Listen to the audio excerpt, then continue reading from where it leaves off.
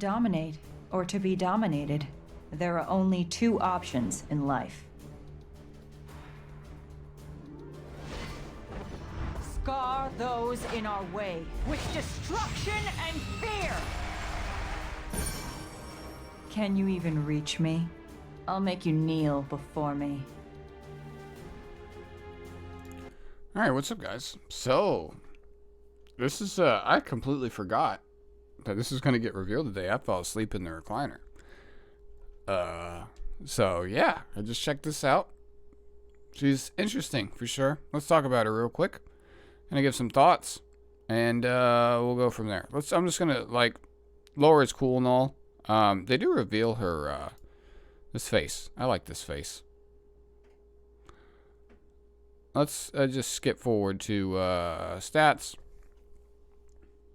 So, when I saw Aquarius originally, before I even looked at the stats, I was like, what the fuck does an Aquarius warrior do? And now I see they got high speed and effectiveness, and they debuff, and it's a debuff unit stuffed inside a warrior's body. So, imprint release attack, which is good. It kind of synergizes with her kit a little bit. Imprint health. Okay, nothing too huge there. She's got decent base defense. She's got good base health. She's got good base speed. She's got really low base attack, which a lot of people point out because this is a support unit. It's an opener unit. It's not a DPS. Okay, I don't think Bruiser is going to be viable. I think you're wasting your gear if you try to make her do damage. I don't think it's very worth. So here we have her S3. Encourages a Pearland army, granting vigor to all allies. So that's ML Kwazu's buff, ML Kin's buff. Just gives 30% attack and defense to everybody, which is insane. And it can be dispelled, which is really good. Decreases buff duration of all enemies by 1 turn, and then has a 100% chance to decrease attack for 2 turns, and then gives her an extra turn. That's insane, okay, for being an opener unit. She's really good against, like, aggro drafts. Mind you, ML Kerwick is going to be an issue for her to deal with. I know people are going to say, well, you can soul burn her S2 to stop Kerwick from cleansing. I'm like, yeah, you could do that, but you basically just, like, you need a book on your team. So there's one thing you need. And you disable him for 1 turn. Still, like, he's still gonna lap back around and do his thing the next turn. So unless you can, like, kill your opponent in that 1 turn, it's not gonna work as good as you think it is. A lot of people like say, oh, you know, Clury is a counter to ML Kerwick and blah blah blah blah. But let me just say, I use ML Kerwick a lot, and none of those counters that stop him for 1 turn are good into him still. Like, he still does what he's supposed to do. Because typically you're drafting him with high damage, and you're choosing to lock down, you know, the thing that cleanses and etc. And then you still have everything else to deal with, right? So and then he still laps around and cleanses the next turn. Anyways, and typically he's built pretty fast. So I don't think, like, the soul burn on her S2, which we'll get to in a second, is going to stop Kerwick as good as people think. I just wanted to throw that out there first. This is a very good skill 3. It's a non-attack ability. She has 2 non-attack abilities. So when I first saw that, immediately Border Coin came to mind, right? And she's got really high speed. So, yeah. This is just a good ability. And the animation's insane.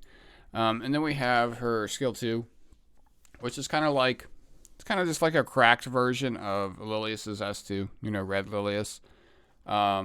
Distracts the enemy, decreasing combat readiness by 25%, which is good. Up to 100% chance for redirected provoke, which is, you know, F10's debuff.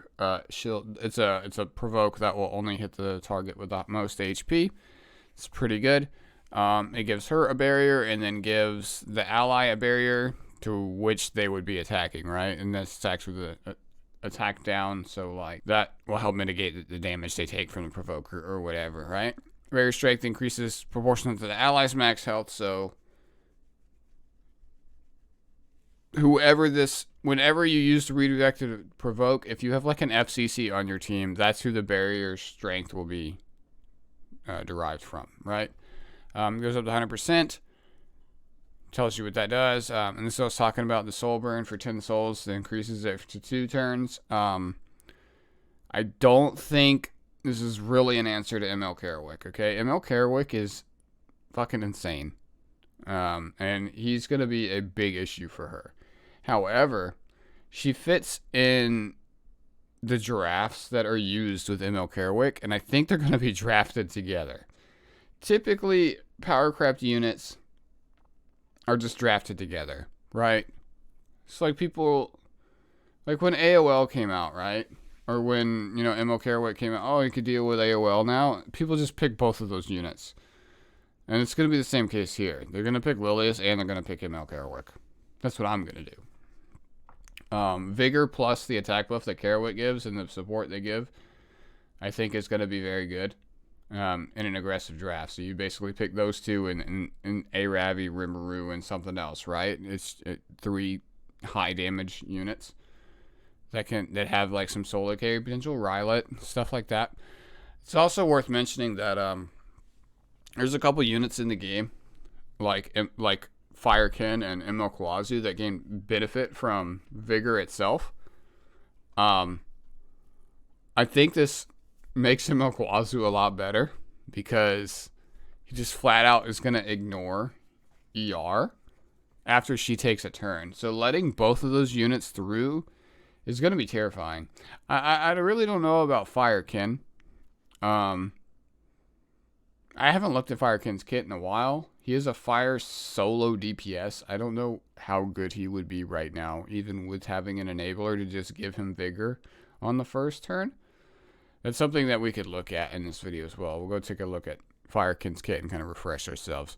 And then on her skill 1, she just has dual attack. It's all damage here.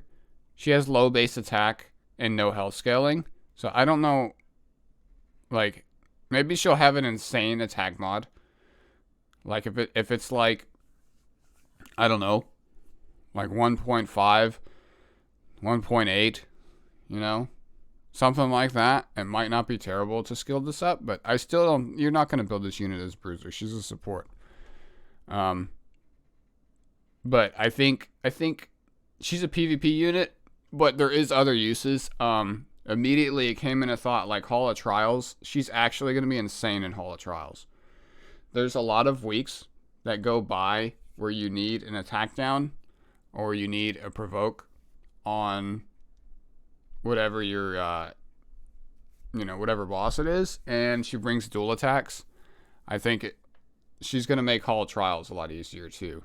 And I actually think she might be decent in expos. Like, I think she does have some PvE use, to be honest. Just because dual attacks are so strong for cheesing content, right? So let's pull up my game real quick, and I'll go ahead and go full screen here, and we'll just go let's talk about artifacts. Let's talk about units that have vigor and the synergies there, and then we'll wrap this video up.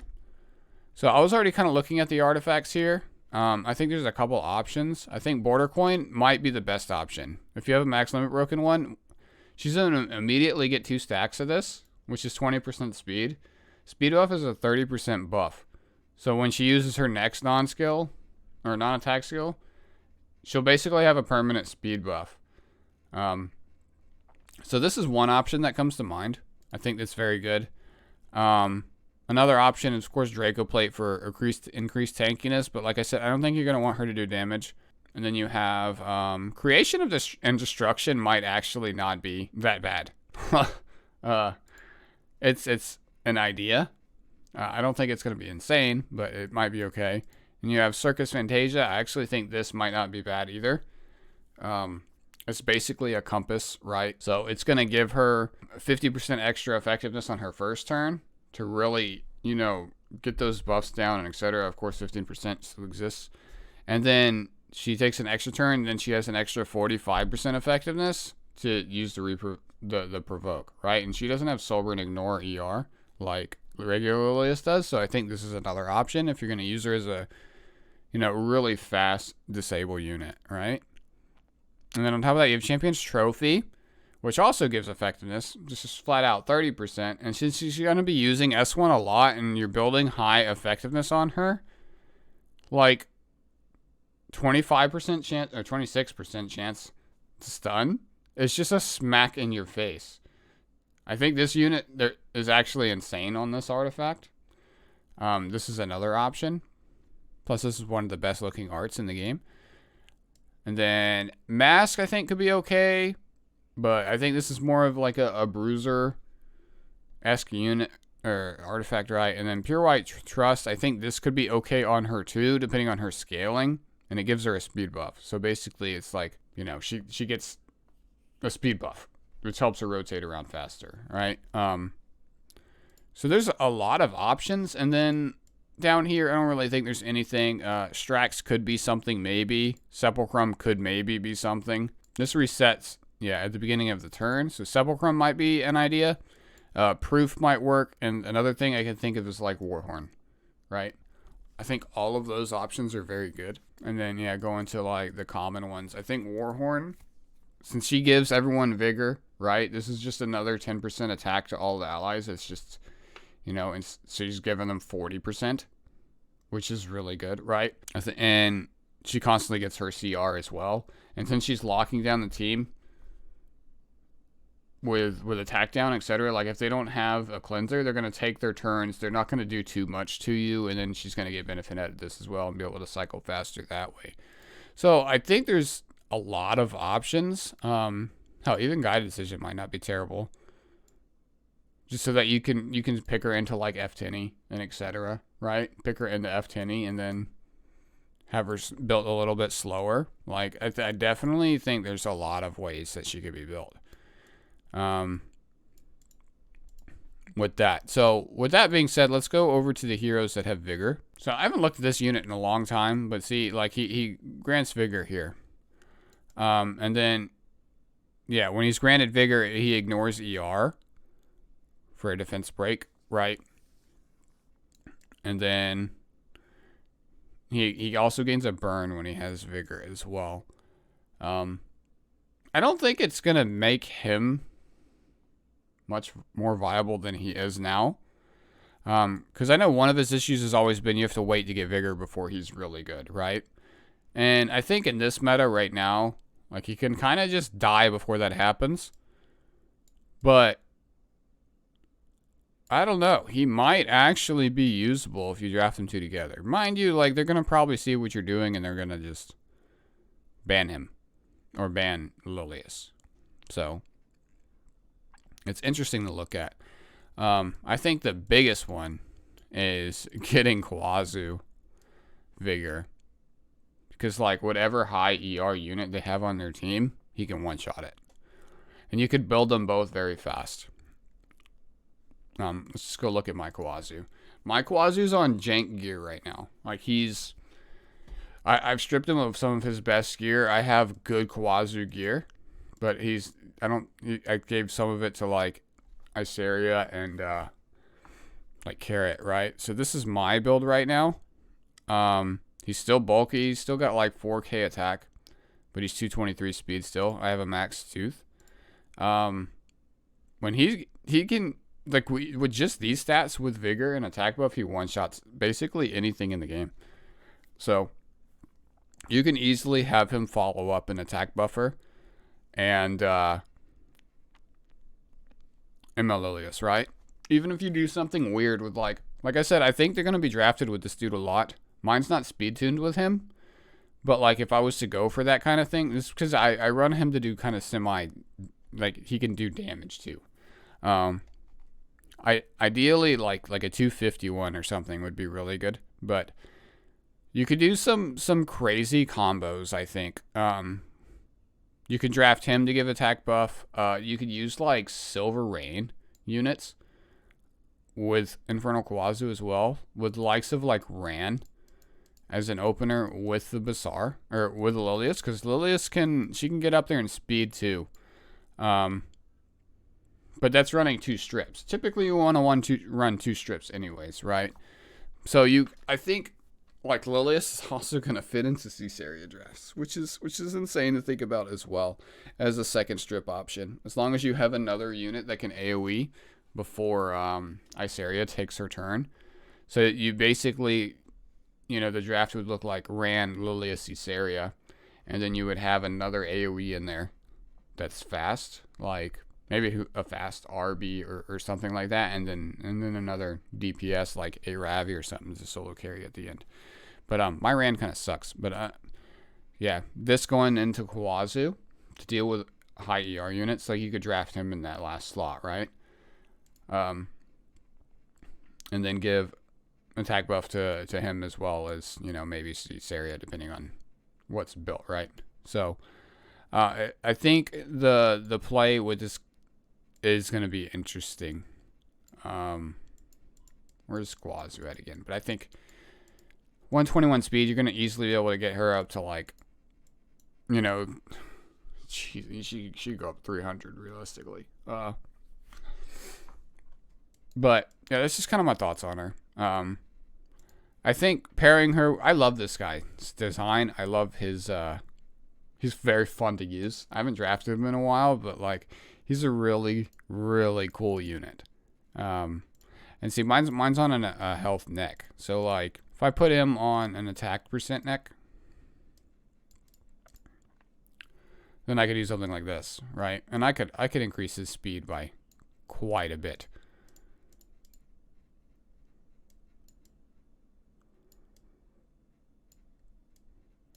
Select attack. Going super fast, you probably don't need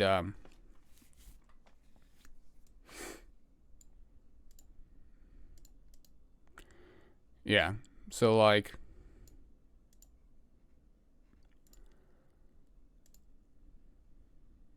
I'm still on immunity at this speed. So you do like something like this. Don't need the effectiveness, but